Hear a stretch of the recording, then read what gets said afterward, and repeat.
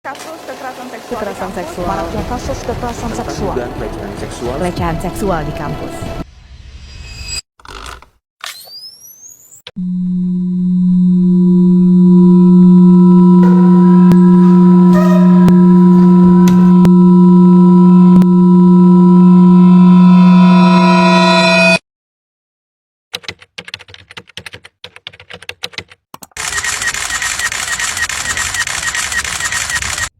Kekerasan seksual merupakan salah satu bentuk kejahatan dan pelanggaran hak asasi manusia yang krusial untuk disoroti dan ditangani secara serius.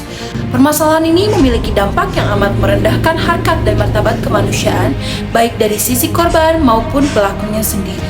Dan secara umum, kekerasan seksual dapat diartikan sebagai setiap tindakan seksual yang dilakukan tanpa adanya persetujuan atau izin dari pihak yang menjadi korban. Beberapa jenis bentuk kekerasan seksual yang dikutip berdasarkan laporan Komnas Perempuan. Yang pertama ada pemerkosaan, yaitu penetrasi alat kelamin yang dilakukan tanpa persetujuan, baik diancam maupun dengan paksaan. Yang kedua ada intimidasi seksual, yang dimana itu merupakan tindakan yang mengeksploitasi atau memanfaatkan aspek seksualitas seseorang dengan tujuan untuk menimbulkan rasa takut, tertekan, atau penderitaan psikologis terutama pada pelecehan seksual, yaitu setiap tindakan seksual yang tidak diinginkan seperti menyentuh, mencium, atau meraba tubuh seseorang tanpa persetujuannya. Yang keempat, ada eksploitasi seksual, yang dimana eksploitasi ini merupakan penyalahgunaan kekuasaan atau penyalahgunaan kepercayaan untuk tujuan kepuasan seksual dan keuntungan dalam bentuk uang, seperti dipaksa terjerumus ke dalam pornografi atau perdagangan seks. Berdasarkan data terkini, kasus kekerasan seksual menunjukkan peningkatan yang signifikan pada setiap tahunnya. Pada periode tahun 2019-2020, angka kasus kekerasan seksual mencapai 31%, bahkan mencapai hingga 64%. Secara rinci, kasus kekerasan seksual sebagaimana yang dimaksudkan pada tahun 2019-2020, yaitu berupa kasus pencabulan sebanyak 1.136 kasus, pemerkosaan sebanyak 762 kasus, pelecehan seksual sebanyak 294 kasus, dan persetubuhan sebanyak 156 kasus. Pada tahun 2021, berdasarkan data dari Komnas Perempuan, mencatat kasus kekerasan seksual mencapai 4.500 kasus. Pada tahun berikutnya, yaitu pada tahun 2022, jumlah kasus kekerasan seksual sebagaimana yang dilaporkan dari data Komnas Perempuan mengalami penurunan dari tahun sebelumnya, yaitu mencapai angka 2.228 kasus atau 38,21%. Pada tahun 2023, data dari Komnas Perempuan mencatat kasus kekerasan seksual mencapai 2.363 kasus. Peningkatan yang lebih drastis terjadi atau terlihat pada tahun 2024, di mana kasus kekerasan seksual melonjak tajam hingga mencapai 15.621 kasus. Faktor resiko perilaku kekerasan seksual biasanya muncul karena faktor kombinasi, namun tidak semua orang yang teridentifikasi beresiko menjadi perilaku kekerasan. Di antaranya ada faktor individu yang di dalamnya bisa jadi terjadi karena penggunaan alkohol dan narkoba, kejahatan, kurangnya kepedulian terhadap orang lain. Yang kedua, adanya faktor hubungan, yang dimana riwayat konflik dan kekerasan dalam keluarga, riwayat masa kecil yang mengalami pelecehan fisik, seksual, atau emosional. Yang ketiga, itu ada faktor masyarakat, yang artinya itu di dalamnya ada kemiskinan, kurangnya kesempatan bekerja, kurangnya dukungan kelembagaan dari kepolisian dan sistem peradilan. Yang terakhir, adanya faktor lingkungan ke masyarakat, yang dimana norma masyarakat yang menunduk pelecehan seksual, norma masyarakat yang mendukung superioritas laki-laki dan hak asasi manusia, norma-norma masyarakat yang mempertahankan inferioritas dan ketuduhan seksual perempuan. Tentang dampak kekerasan seksual pada dunia perkuliahan dan mengakibatkan rusaknya masa depan mahasiswa itu sendiri. Ini mencakup dampak fisik, psikologi, dan emosional. Korban sering mengalami tekanan mental, stres post-traumatik, dan masalah kesehatan mental lainnya.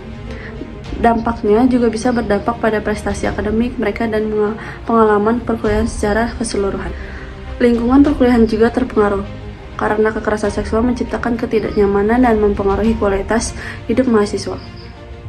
Bahkan tidak sedikit mahasiswa memilih untuk berhenti kuliah, lebih ekstrim lagi hingga mereka memilih untuk bunuh diri karena tidak mampu lagi mengatasi tekanan mental yang terguncang akibat kekerasan seksual. Penanganan kekerasan seksual di lingkungan perguruan tinggi merupakan tantangan sendiri. Beberapa faktor seperti kurangnya kesadaran mengenai hak korban, perasaan malu atau takut untuk melaporkan kejadian, serta potensi intimidasi dari pihak-pihak terkait, sering menjadi halangan dalam upaya penegakan hukum.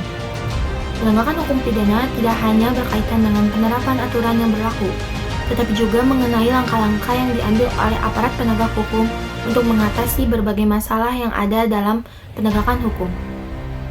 Oleh karena itu, dalam menangani masalah-masalah yang terjadi di dalam masyarakat terkait penegakan hukum pidana, dapat dilakukan dengan dua jenis upaya. Yang pertama, upaya preventif. Upaya preventif ini bertujuan untuk mencegah terjadinya kejahatan sebelum terjadi.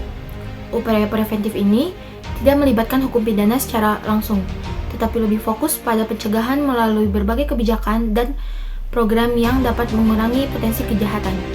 Kedua, upaya represif yang menggunakan hukum pidana sebagai alat pemberantasan kejahatan setelah terjadi. Upaya represif ini melibatkan penggunaan sanksi pidana sebagai ancaman bagi pelaku kejahatan. Upaya represif ini dilakukan apabila upaya preventif tidak berhasil atau tidak efektif. Perlindungan hukum korban tindakan kekerasan seksual di lingkungan perguruan tinggi, yaitu diatur dalam Permendikbud Nomor 30 Tahun 2021, menjelaskan tentang perguruan tinggi wajib melakukan penanganan kekerasan seksual melalui pendampingan, perlindungan, pengenaan sanksi administratif, serta pemulihan korban. Alasan diluncurkannya peraturan tersebut karena semakin hari kasus kekerasan seksual di lingkungan perguruan tinggi semakin meresahkan karena jumlah kasusnya terus meningkat. Kasus pelecehan seksual yang seringkali terjadi di dunia pendidikan, terkhususnya pada lingkungan kampus universitas di Indonesia, kami mengambil salah satu contoh kasus di mana seorang pria mengikuti dan merekam seorang wanita yang sedang berada di toilet. Terdapat beberapa pasal dalam Kitab Undang-Undang Hukum Pidana dan juga Undang-Undang Perlindungan Data Pribadi UU PDP yang dapat dikenakan pasal 281 Kitab Undang-Undang Hukum Pidana, di mana pasal ini mengatur tentang perbuatan asusila dengan bunyi pasalnya yaitu diancam dengan pidana penjara paling lama 2 tahun 8 bulan atau pidana denda paling banyak Rp4.500.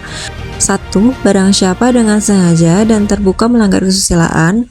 2. Barang siapa dengan sengaja dan di depan orang lain yang ada di situ bertentangan dengan kehendaknya melanggar kesusilaan. Perbuatan merekam wanita tanpa izin di toilet dapat dianggap sebagai tindakan yang dianggap cabul karena melanggar privasi dan kehormatan orang lain. Selanjutnya yaitu pasal 27 ayat 1 UU ITE, di mana pasal ini mengatur tentang larangan penyebaran konten yang melanggar kesusilaan. Bunyi pasalnya yaitu setiap orang dengan sengaja dan tanpa hak menyebarkan informasi elektronik dan atau dokumen elektronik yang memiliki muatan melanggar kesusilaan diancam dengan pidana penjara paling lama 6 tahun dan atau denda paling banyak Rp1 miliar. Merekam wanita di toilet tanpa izin jelas melanggar ketentuan ini. Selanjutnya ada pasal 67 UU PDP yang dimana pasal ini mengatur tentang pengungkapan data pribadi secara ilegal. Bunyi pasalnya yaitu setiap orang dengan sengaja dan melawan hukum mengungkapkan data pribadi yang bukan miliknya dipidana paling lama 5 tahun dan denda paling banyak 5 miliar. Rekaman yang diambil tanpa izin merupakan pelanggaran terhadap hak privasi dan dapat dikenakan sanksi berdasarkan UU PDP. Berdasarkan perbuatan merekam wanita di toilet tanpa izin, pelaku dapat dikenakan pasal 281 KUHP mengenai perbuatan cabul, pasal 27 UU ITE tentang penyebaran konten tidak senonoh, serta pasal 67 UU PDP terkait pengungkapan data pribadi secara ilegal. Tindakan ini tidak hanya melanggar hukum pidana, tetapi juga etika sosial yang berlaku di masyarakat.